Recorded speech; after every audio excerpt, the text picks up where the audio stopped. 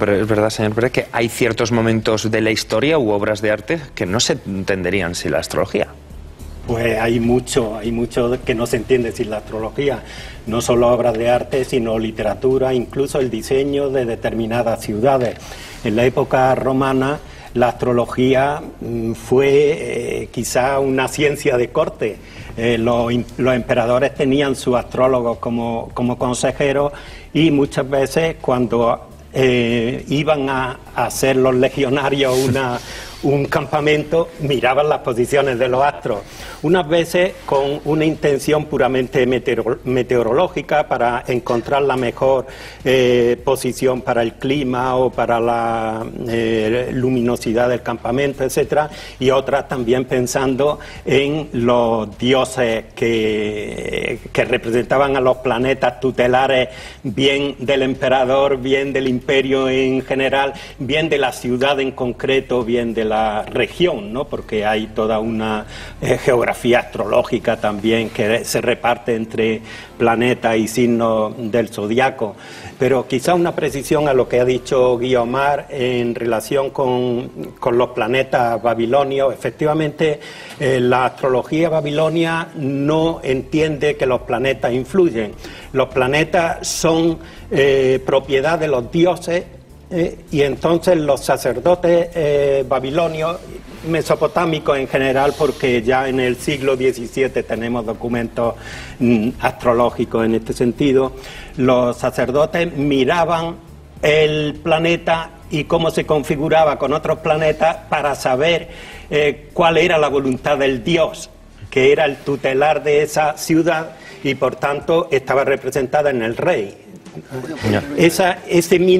Esa misma idea de que los planetas indican pero no influyen sería lo que hizo posible al final de la antigüedad el que determinados pensadores cristianos asumieran parte de la astrología, porque entró ya se rescató de la antigüedad sin saberlo, evidentemente, se rescató el principio de que los dioses, los planetas indican pero no influyen.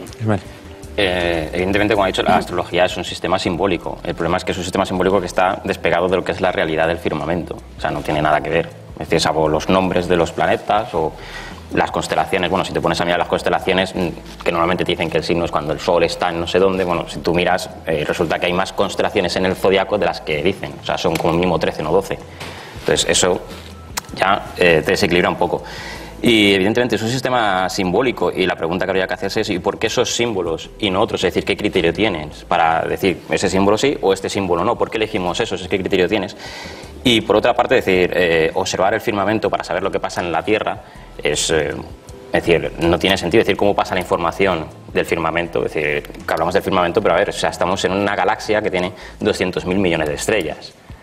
Es decir, si todo lo que está ahí arriba nos va a indicar, en fin, o sea, hay muchas cosas que no se ven, infinitas instrumentación. Es que sí que me gustaría no perder el hilo, pero sobre todo... Claro, porque tengo que ir contestando. Sí, no, Guiomar, pero sí me gustaría saber un poquito esa relación que existe entre los horóscopos que se publican en las distintas revistas y periódicos con respecto a la astrología. Vale.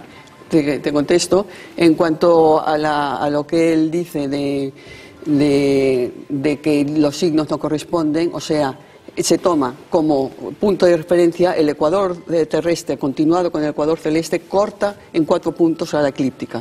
2 son equinoccios y los 2 solsticios. Entonces los signos, que decimos los astrólogos, empiezan en el punto del equinoccio de marzo. Ese equinoccio es para toda la Tierra, válido. Equinoccio de marzo, que es que después de haber descendido el Sol de la eclíptica, asciende. Y entonces a ese punto se le da un simbolismo, te estoy contestando lo de los signos, un simbolismo de nacimiento, de resurgir, de inicio. Estas son lo que se le llaman las características que se le dan a Aries. Lo que pasa es que en la astrología griega hubo un fallo con Ptolomeo, que coincidía el 0 de Aries con el equinoccio, en la precesión. Entonces hizo ese error. Pero los astrólogos somos muy conscientes de que hay detrás otra constelación. Estamos hablando de lo que significa el sistema solar, no cualquier astro, no. El sistema solar, que la Tierra pertenece al sistema solar y nosotros somos un ser viviente de la Tierra y participamos de la naturaleza del sistema solar, porque pertenecemos a la Tierra. Y entonces no es cualquier astro, no, es el sistema solar. Y ese punto es el de inicio y tal, que le podíamos poner otro nombre, podíamos decir en cada año el número 1, el número 2, el número 3, pero las características del número 1, que en este caso decimos Aries, son de nacimiento, de inicio de algo. Y luego, en cuanto a los dioses, ya te he comentado que cada época lo hace según la ideología del momento. Pues entonces, cuando hay dioses, dioses, cuando hay psicología... Ismael. A ver, en cuanto a lo del sistema solar, evidentemente nosotros vivimos en la Tierra, hemos aparecido aquí por un proceso de evolución por selección natural, como explicó muy bien Darwin, pero es decir, pensar que solo te puede influir físicamente, es decir, científicamente demostrado, es decir, no voy a entrar en otro tipo de influencias místicas o lo que sea, que no hay pruebas de ello, es decir, una supernova que esté a años luz puede explotar e influir en lo que pasa en la Tierra, puede producir mutaciones en el ADN y vete a saber qué pasa. Por lo tanto, es decir, ¿qué criterio hay para decir que solo lo del sistema solar? ¿Por qué solo lo del sistema solar? No, y aunque no influye, es que no hablamos de influencia, es que estás con un razonamiento que no corresponde. No hablamos de influencia, no hay influencia. No hay influencia, pero tú dices que observando el cielo podemos saber lo que pasa en la Tierra. Si observas el reloj puedes saber qué hora es, evidentemente, pero eso no significa que el reloj sea el tiempo. Claro, pero tú me estás diciendo, si yo observo que Júpiter está en no sé qué posición, puedo deducir que en la Tierra va a pasar tal cosa. No, tú puedes deducir. Tú miras lo que pasa en la Tierra y tienes como punto de referencia para otra vez guiarte como referencia la estructura del sistema solar. Aurelio. Bueno, ha salido aquí el nombre de Ptolomeo. Ptolomeo fue muy sabio porque era un gran científico, ¿no? Fue un geógrafo, un astrónomo, un matemático. La astronomía y la matemática iban juntas entonces, ¿no?